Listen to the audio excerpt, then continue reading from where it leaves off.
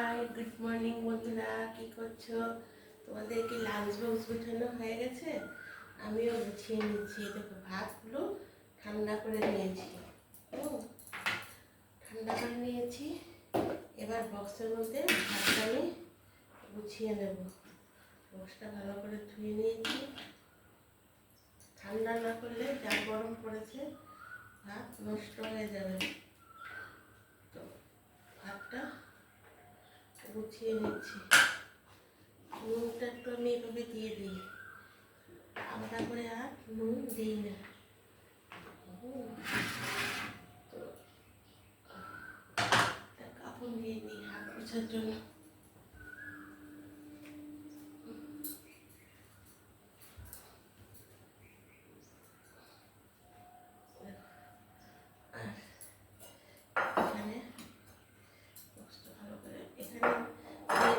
কাতলা মাছ ঝিঙ্গে দিয়ে আলু দিয়ে একটা পাতলা ঝোল করে দিয়েছি। এই রেসিপিটা আমি তোমাদেরকে দিয়েছি। আমাকে সাবস্ক্রাইব করলে এই রেসিপিটা আমার এই চ্যানেলে পেয়ে যাবে। দেখতে পারবে তোমরা। যারা সাবস্ক্রাইব করেছো তো এমনিতেই আসছে। বন্ধুরা, হাতটা না ধুলে আমার ভালো লাগে না, হয়ে যায় না। এটা দিয়েছি ঝিঙ্গে দিয়ে পাতলা ঝোলেরটা। মাছটা না আমি খেতেই চায় না, তবে আমি প্রতিদিনই দিই। প্রায় সময় ওই ডাল ভাজা দিয়ে খেয়ে নেয়, খেতে চায় না মাছ। একটা দিনের বাচ্চারা মাছটা কম খেতে চায়। ভাতের এটাও লাগেনি, ঠান্ডা হয়ে গেছে। অনেকটা আগে রান্না করেছি তো ফ্যানের নিচে রেখে দিই।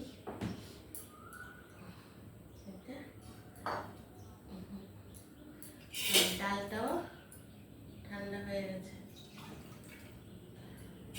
সিম্পলি দিই, খেতে চায় না। একটা বাটি নিয়ে আসছি, দাঁড়া।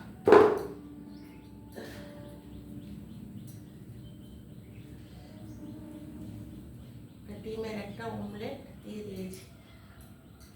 মাছ যদি বাই চান্স খেতে না যায়, ভালো ভালো মাছ খেতে যায় না। এই দেখো, ডিমের অমলেটটা দিয়েছি এই বাটিটাতে।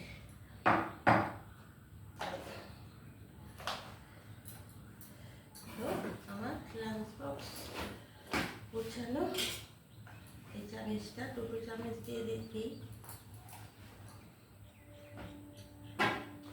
দই দিলেও খেতে চায় না।